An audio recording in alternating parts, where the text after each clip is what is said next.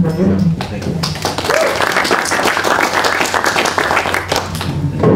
This is really interesting. I was in Iceland last year and I gave a talk to what I thought was going to be a conference, but it was actually 100 of the Odd Fellows, which is a sort of group of men. And so I walked in and the screen was all set up, and then they served dinner for 100 people. So I shouted above the sun, cutlery and glasses and cheering. It wasn't for me.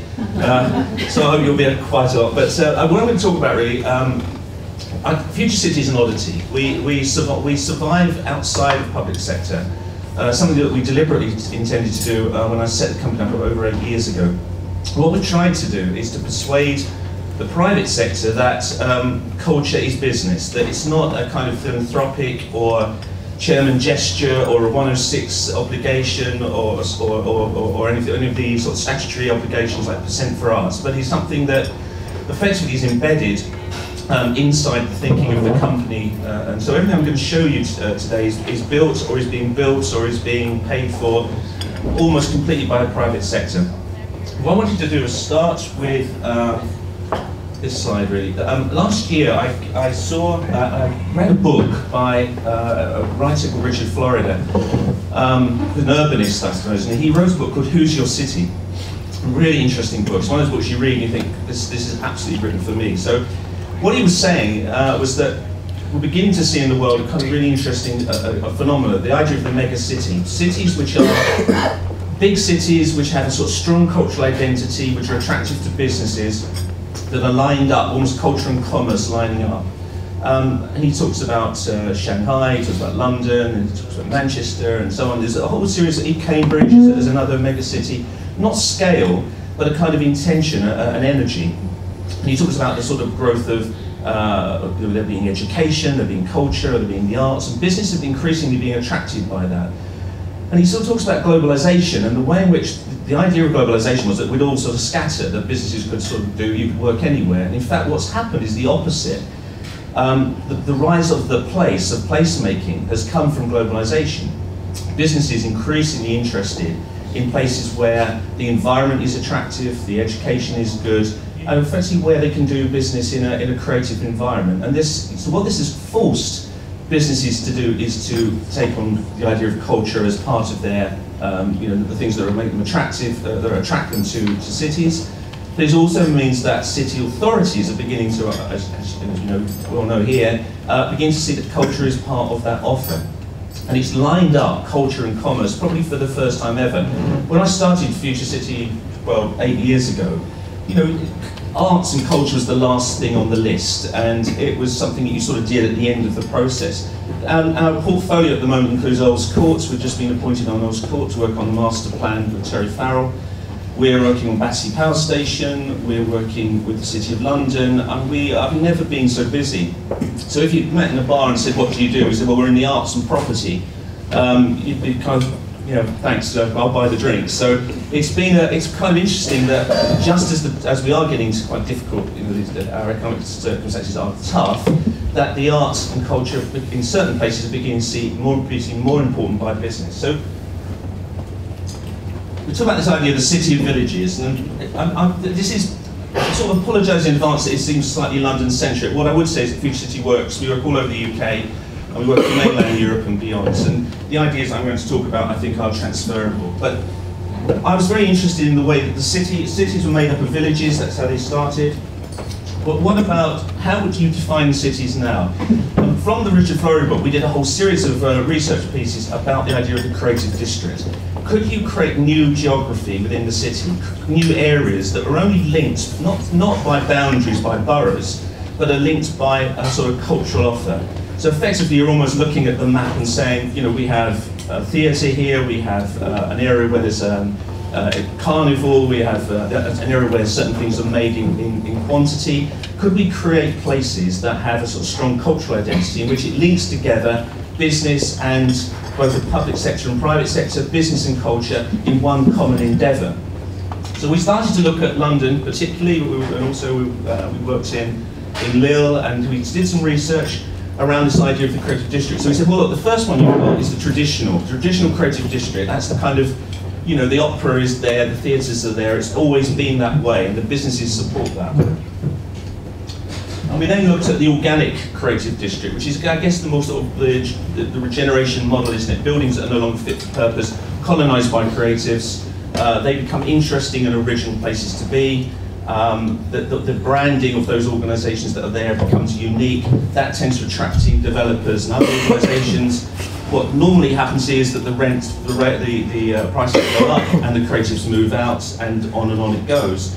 And this is, we call this Spitalditch Gate. It's Spitalfield, Shoreditch and Broadgate all combining together. And this for me is my favourite parts of London. This is Spitalfield's market, but you've also got the city creeping in and going through this kind of amazing area. Huguenots came in, you've got the Jewish community, Bangladeshi communities. It's a very, very creative place, lots of media people there. And when you look around, look at the businesses, the signage, the graphics, the packaging, the look of the place is original. So the other big word at the moment that we seem to be coming across is authenticity. What is the real experience? We keep hearing that the clone town idea that every high street looks the same. Actually, this is happening all over the world, that where as design becomes more global, as cost drives the way in which you acquire these things, you forget where you are. And I was in Lithuania last year. I was in a square in the main city, and you could see that everything in that square, which was brand new, they were very proud of it, was sourced from all over the world. It could be anywhere. It could have been in Guildford, could have been in Cologne. You really could have been anywhere, because the bricks were from somewhere, the seats were from somewhere else, the uplighters were from somewhere else. So what we're in danger of doing is losing originality, losing authenticity, and at the time when we need to be standing out and be different from everywhere else. So the organic creative district is, if you like, the current model. Yeah, this is all very London-based, but this is the emerging creative district. If you like, it's the raw space. It's the space where no one knows it's creative. And it's like a kind of board game. You can take a map and you can start drawing shapes on that map and say, right, if I take within this circle, hectare, everything in this place is creative. It is creative. How do we draw that out? How do we exploit that? So everybody's becoming creative. Businesses, whether whether it's buildings, whether it's products, whether it's the money they spend on marketing, what people do becomes creatively linked. Big problem in the arts in UK and here, I'm sure, is that the arts have always been a preserve of the public sector. The funding for the arts has come from the public sector and from RDAs.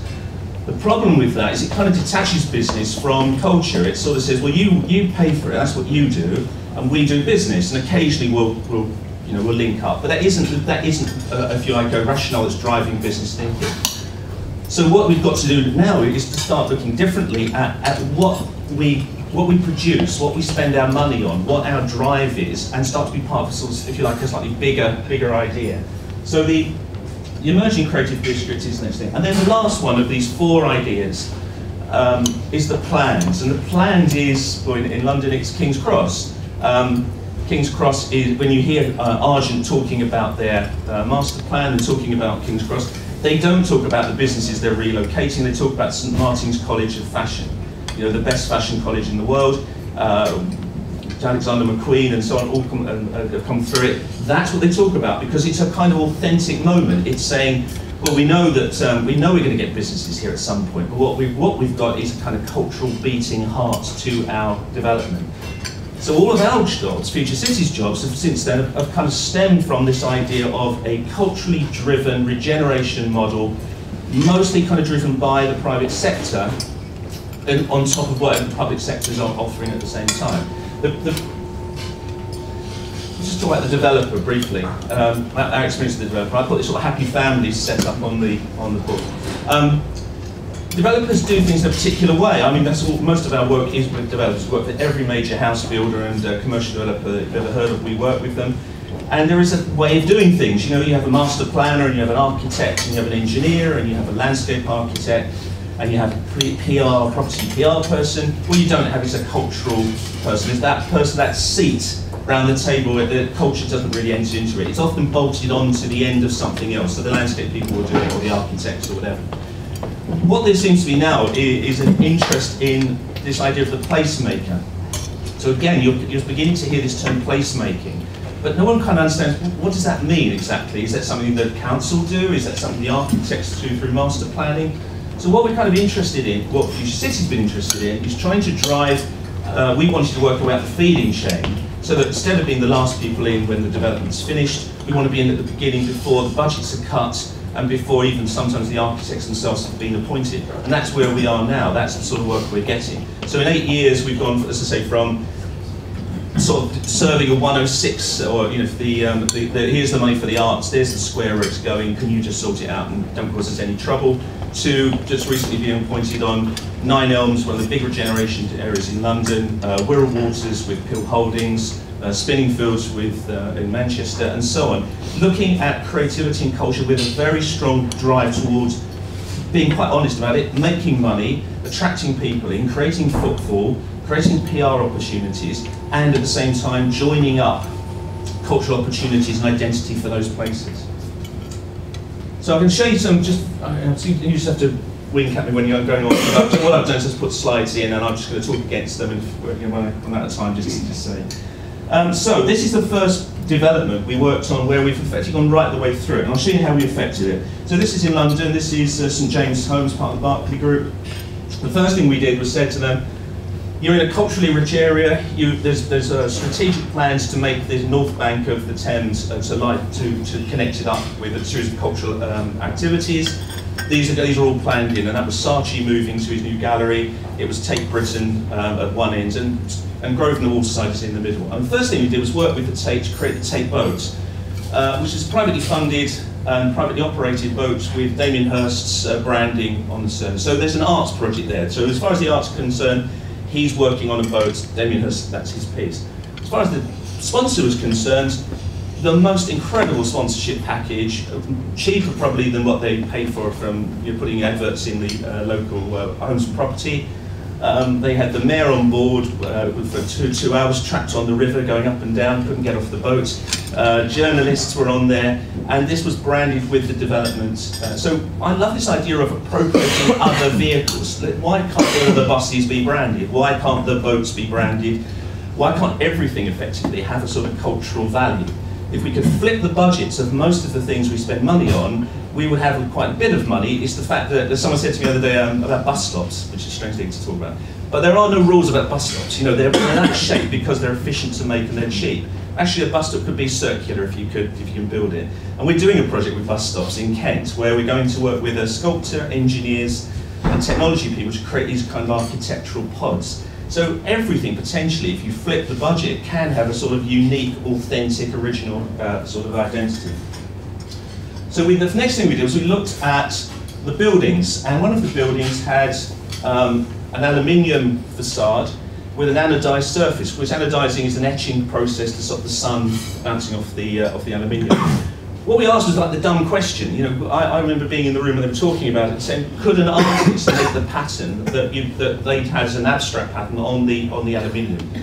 And there was always this moment, I think, where it's not as much now, but when we first started, where there's a kind of deadly silence, and everyone just carries on as though you've not said anything. And in this case, that was definitely a silence, and they definitely carried on talking. But 6 months later, we commissioned an artist called Claire Wood with a major international gallery called Modern Art, and she worked on a proposal for the skin of the building, which has now become a highly successful cultural marker for London. It's absolutely the high point of Westminster's public arts policy. It's a pure collaborative process, and both the artists and the architects got an amazing deal out of it. All paid for out of the packages within the building. There was no public money in this, there was no additional finance. It came out of the building packages. So the building itself became an artwork. And recently the Qataris who bought the scheme have started to promote their scheme as living in a masterpiece, so living inside an artwork. So this really led to a whole bit of thinking really from us about the idea of the arts being embedded into the cost and into the spend. So this was like a kind of holy grail. If we could get, as we've just done recently, a £6 million footbridge, and I can persuade you that that £6 million footbridge could be a sculpture that you can walk across.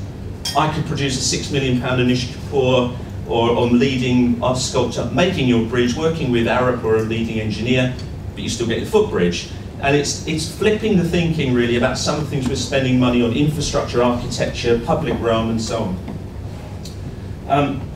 The next big part of this. We worked on everything. We worked with the landscape, with the architects. We worked on every part of the project. These are all photographs. So this huge water feature was actually a problem that we solved using culture. The idea of the dock was to be extended across to the edge of the building. There was big cost issues, and eventually we used sculptors and water engineers to do it instead.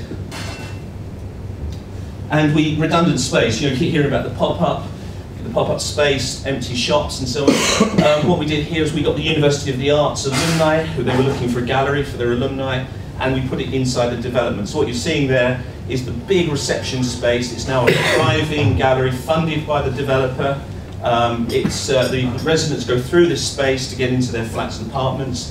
It's had 5 years of very tough. It's an independent gallery. It's featured in the arts press, and it runs really efficiently. And recently there was a big opening there, and most of the residents now use it as their space. It's become their sort of communal point. So developers, do you remember saying at the beginning, we think classic regeneration model is to move the creatives out, and then the values become too much for them. The thinking now, it seems to me, increasingly with developers and as well, is that culture becomes part of the brand. In fact, it's rather than sending them off, you draw them in. And again, with this project, there's not an element within this building that we haven't had some sort of involvement with and flipped the budgets or changed the thinking behind it. And that's now led to a book, which is going to be published, called The Story of Grosvenor Waterside. And in this case, we've got lots of peer review. So suddenly the developer's finding that Munira Mirza, who's Director of Culture at the GLA, John Thompson at the Academy of Urbanism, all these individuals are willingly coming up and saying how brilliant this place is, how inspiring some of the ideas are, and will put their name on that development. So the value of the development is going up because of peer review, fantastic PR, unusual opportunities and offers, and that's being borne out in the commercial value. So for us it was a big thing because it effectively it began to offer, if you like, a commercial value to culture. The toughest thing for anyone who works in this industry is value. How can you value a party or an event, an exhibition? You can value bricks, you can value concrete, you can't, it's very hard to value culture. So we've always been striving to try and do this. So a new scheme we're working on in the east of London is it's called Leemach Peninsula, and here what we've done is begun to create a kind of tube map of ideas, and the idea is like a conceptual diagram that it includes everyone in. So what it's saying very briefly is, you are here, the developer is here, and all around you there's some amazing things happening. How can you draw those events into the centre? How can you be part of what's going on outside? It also links everything up that isn't normally linked. So University of East London over here, the new Ravensbourne Art College over here, the redevelopment of Canning Town over here, and so on. So what we've done is we've artificially created a creative district from those kind of models I was showing you at the beginning. So every spend on this development will have a creative input. All of the commercial space will be for creative industries. All of the buildings will have a sort of architectural element that has some sculptural or arts or media elements. All the pathways, the walkways, the public realm, the signage, the wayfinding will have designers and artists and stories behind them. Everything is PRable and linked up.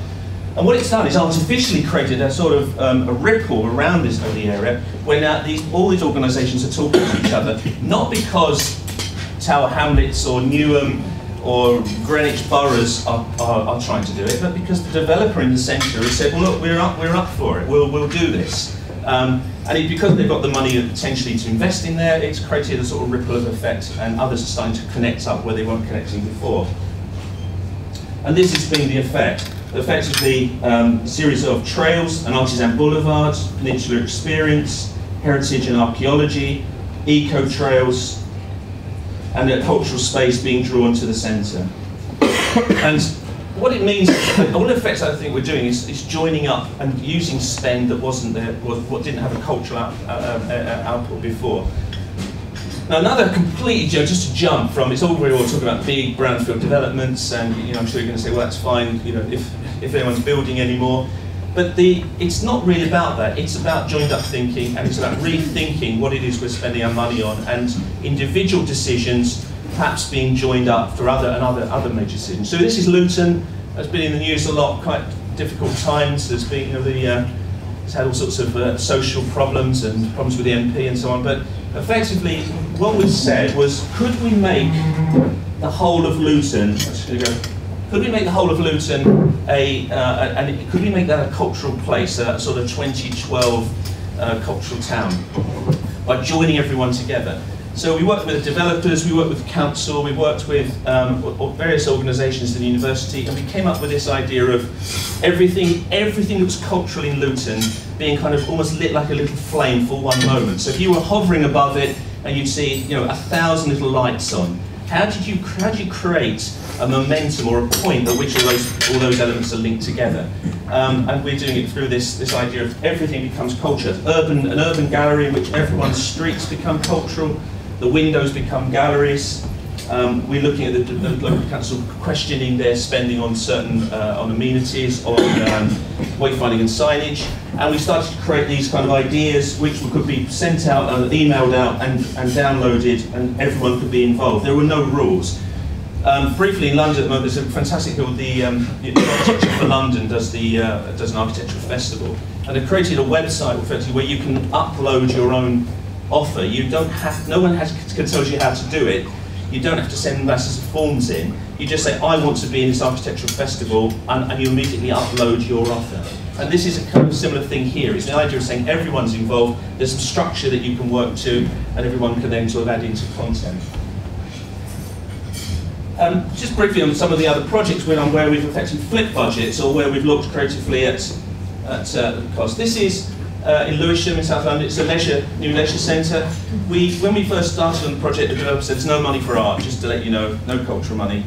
And 6 months later, we had found that the package for the glass allowed 10 colours, and that there was an amazing lighting budget.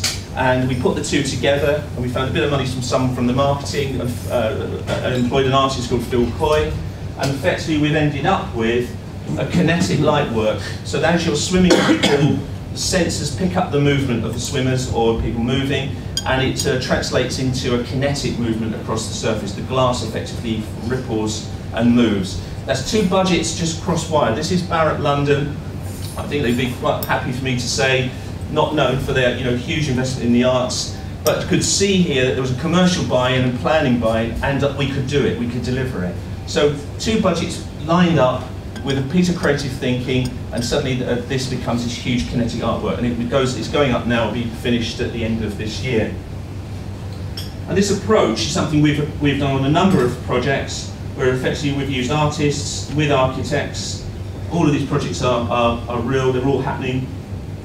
This is Oliver Marsden, works with sound, created a series of ripple pieces for a building on the facade. What begins to happen here is the amount of stories for the developer and for press, but also for the city itself. So encouraging architecture, maybe even sort of strong-arming architects to some extent to be more creative if they don't want to be, forcing together collaborative processes in which designers and artists and other organisations are working more closely, so that you're really almost gleaning this idea of cost and opportunity for the development. And again, this is quite a recent project. This is in West London, where the company Stowe, a German render company, sponsored an artwork, and it started off quite sort of discreet. The artist went to Germany to see the research labs. Found they were using all these amazing colours. British don't tend to use colour. We don't like colour very much. We are white, so they were saying, we've got all these amazing colours. No one ever uses them in Britain. And so the artist said, well, I'll use them. So she's used the entire 1,000 colour set. And I think they've regretted saying it to her now. I think the cost of the sponsorship's gone up by about tenfold. And I was talking to the chairman of Stone about this, and he said, we were very reluctant when we started because we didn't really know whether this was a good idea. What we've ended up with is the biggest colour palette in the world, and we can take out any of our potential clients along to this building and show them what we do. So I'm unashamedly now sort of quite mercenary in that sense. I've got almost two hats. I go in and I'm going to fight for the cultural projects. And then when I come out, I'm going to be talking about the commercial opportunities as well. And I think this is the problem for the arts, has been commerciality has always been a slightly dirty word, and I think for the business sector it's been difficult to know what is it you want and what do I get back. And I think if you can have those honest conversations, then things start to move. This is a wall. It's a £1 million wall in Birmingham. It was a concrete wall. It's now a text wall, and it's a 300 metre by 7 metre steel text piece. You can read it, what it says, and I think it will change slightly, but this needs-based experience wall delivers to high-value knowledge workers. And then underneath it, it says, this unnecessary artwork fails to provide effectively for a critical art component context. So it's a complete sort of contradiction of terms. But why Birmingham will want this wall is, going back to the creative city and the creative district, it's like feeding an animal. If we don't feed the cities, if we don't feed them culturally, if we don't reinvent ourselves, if we don't add to our cultural offer, we stagnate, and other cities, other districts, if you like, go past us. So there is a political element here of saying how, if we haven't got huge public funding anymore to do the big projects we have done in the past, how the hell are we going to, what are we going to do next? So if there is a footbridge, if there is a concrete wall, if there is a 300-metre walkway, can we make that the most amazing walkway ever? How do we get the best artists and designers? How do we make a story out of it? How do we get people to come to our cities to see this incredible walkway which has 1,000 poets engraving text into the ground? How am I doing? Okay. Going right down in scale. Again, it's easy to talk big. We're just as interested in the small project. This is a seating project.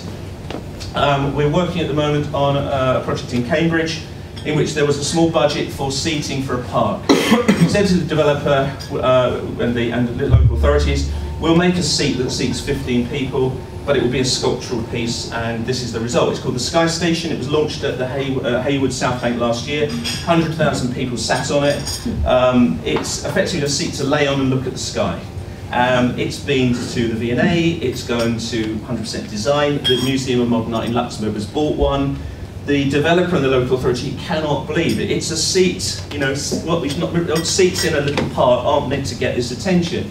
The artist has toured this work, and the permanent piece is now going to Cambridge. This is the prototype. Again, I love that idea of the sort of budget conversion, the swapping the budgets for something. You still get what you wanted, but you get something far more exciting. It just takes a bit of risk. It takes somebody you've still got to sign the contracts, you've still got to have the engineers prove that you can do it. If anything, Future City, one of the toughest things for us was the legal side. You know, we were saying to developers and other organisations, yeah, we'll do a footbridge, it'll be a sculpture, and then suddenly you have to sign a contracts, getting into the kind of detail of procurement and so on. And so our company now, I suppose, looks more like an architectural practice than it does a little art consultancy, because we are dealing and are liable for the risks that we set our clients up for. So if we say to the client, here is the seat and we will design it, we will have to do it. Therefore, the artists that we work with have to be tougher. So there's a new breed of younger, if you like, more adventurous artists who are interested in collaboration. And it's not just about art. I don't want, when we talk about culture, I don't want it to be stuck into public art. I have strong opinions about public art, and I'm much more excited by the idea of art being media, sport, well-being, festival, and so on. A much more mixed up kind of approach. And certainly in London, recently we spoke to Nike. Nike have a new initiative which is effectively to own the streets. It's to use the artists and designers and young people to try out their products and clothing. They run mentoring schemes, they film it. Someone said, we can make our own culture. And that's absolutely burned in my mind now, this idea that whereas before the public sector, for the right reasons, you know, had the money to make culture and say that we're in charge of it, it's actually within our remit now to make our own culture. Anyone in this room, any organisation, any group in this room can make culture. Nike make culture because they want young people to buy their products. Bloomberg want to own culture because they want to be seen as communications and media people within the Bloomberg business. So they're looking for artists and projects that reflect the brand. So again, briefly, branding. You know, this is not about art for art's sake. It's about branding and your identity being reflected in your cultural offer. And okay, yeah, I'll do 2 minutes. So I'll just end up with this is an interesting project. This is Old Spitalfields Market. Its history is 19th century it was livestock, 20th century it's fruit and veg, declining towards the end of the 20th century. It's been redeveloped. When we first went in to see the organisation that were developing it, they said, "What do you think it's going to be?" And they said, "Well, we're going to put some shops in, you know, hooray." So we said, well, why can't it be a market of culture? It's been a market of fruit and veg. Why can't it be a market of culture? This area is the Shoreditch area that I was talking about at the beginning. We said, look where you are. They've got architects and media people and advertising agencies, and you've got the city, and there's the Bangladeshi community, the Bangra district. Can't you be part of that? And in their mindset, they weren't part of that. Their red line came to the edge of the market. So what we've done since is we've worked with the lighting engineers, redesigned the market stall so they can be flat packed and clean in 60 minutes. The market is now a place where you can put on events, promotions and so on. The empty spaces, we put arts organisations in. The top right is the Museum of Kinetic Art, went in for 2 years and launched an amazing series of events, including the Robot Works, which was really successful. We worked with the leases, or with the creative industry people. We used creative teams, designers, architects and artists to work on lighting and graphics and wayfinding. And what it's created is, and we also got them to hire a programmer, a cultural programmer who could fill the market with creative energy, big events, and keep it all going. So all these projects, and there are a million more, actually I'll end on the last one, which we've just been appointed on, Crossrail. So we read about Crossrail, sort of the funding issues, the cuts and so on. Well, we're working on it, and we're working on a cultural identity for Crossrail. So you do Crossrail as a cultural experience. The stations and the way the stations look, the materials that make up the tunnels, glass reinforced concrete with an artist influencing the look of that material, and the public realm called the Urban Gallery, in which it is animated. So what I suppose I'll finish on really is everything is culture, and we're in kind of terrible times and exciting times because it is breaking up all the rules. And I think if you can connect up ideas, you can produce creative packages, but tie it to brands, tie it to your marketing, tie it to your business identity, then you'll be amazed at what you can do. Because at the moment, no one is wasting any money on things they don't need to buy. So the fact that we're still working, doing 100 projects within our office at the moment, of scale, but also small projects as well, shows that there's a real interest in this area. Sorry, I've ranted at you, and I hope that was business. Thank you.